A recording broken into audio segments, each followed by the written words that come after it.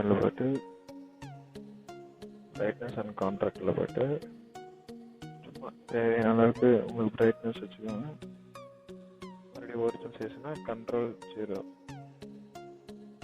இப்போ போய் ஃபில்டரில் போய்ட்டு ஃபோட்டோ டூல் பாக்ஸ் இது எப்படி இன்ஸ்டால் பண்ணுறதுன்னு இதுக்கு முன்னாடி வீடியோவில் போட்டிருக்கேன். அப்புறம் ஐபேட்டில் கொடுத்துருக்கேன் பாருங்க. இதில் போய்ட்டு ஸ்கின் பேனர்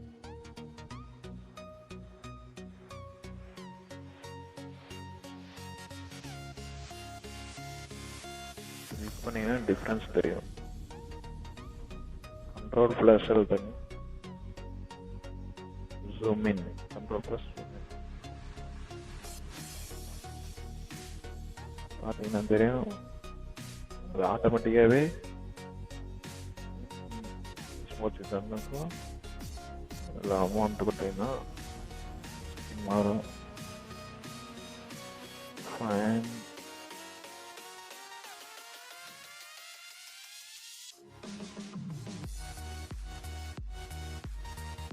இவ்வளோ வச்சுக்கனாலே வச்சுக்கலாம். ஸ்கின் உங்களுக்கு எவ்வளோ ஸ்மூத்தாக இருக்குமோ அவ்வளோ வச்சுக்கலாம். இது பார்த்தீங்கன்னா தெரியும்.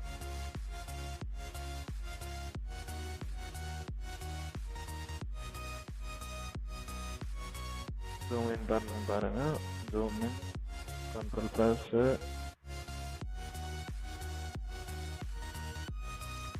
உங்களுக்கு பிரைட்னஸ் வேணும்னா வச்சுக்கலாம். இதுலேயே எப்படி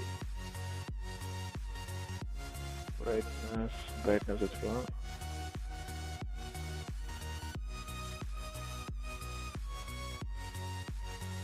பிரைட்னஸ் கான்ட்ராக்ட் கொஞ்சம் வச்சுக்கோங்க. வேற ஒன்றும் இல்லை. ஸ்மூத்திங்கை பொறுத்தவரையும் சும்மா அட்ஜஸ்ட்மெண்ட்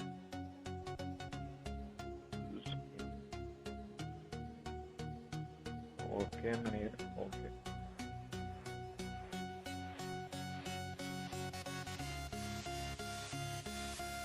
கலர் கூட சேஞ்ச் பண்ணிக்கலாம்.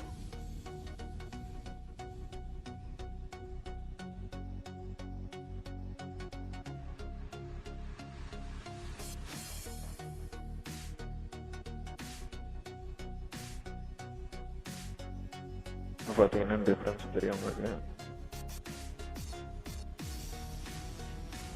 இப்போ பேக்ரவுண்ட்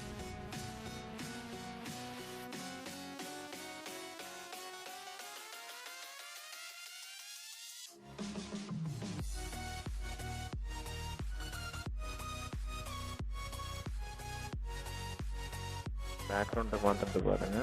ஃபில்டரில் போய்ட்டு கேமரா ரா ஃபில்டர்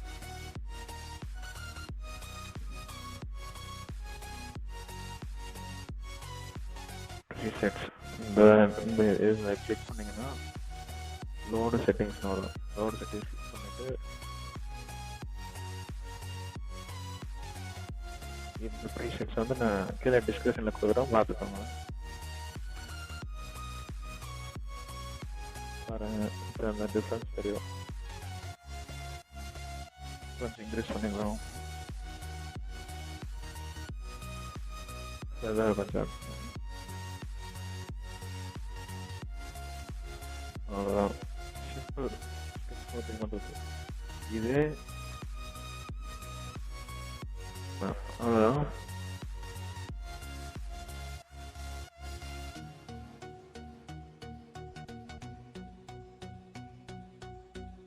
பார்த்துக்கோங்க. சிம்பிளாக கிரியேட் பண்ணுவோம். ஸ்கின்னை மட்டும் ஸ்கோர் பண்ணிட்டு பேக்ரவுண்டுக்கு பிளாக் கலரில் பண்ணிக்கலாம். ஈஸி.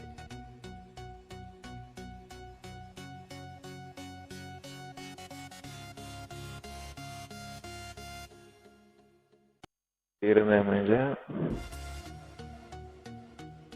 ஸ்மூத் பண்ணிட்டு என்னுடைய பேக்ரவுண்ட் சிம்பிளாக கிரியேட் சிம்பிளாக பண்ணலாம். தேங்க்யூ. எக்ஸ்போர்ட் பண்ணுறது வந்து சேவில் போய் பண்ணாதீங்க. எக்ஸ்போர்ட்டில் போய்ட்டு எக்ஸ்போர்ட் ஆஸில் போய்ட்டு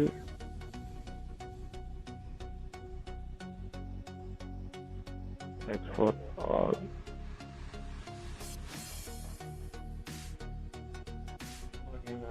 Customer சேவ் பண்ணி வச்சுக்கலாம்.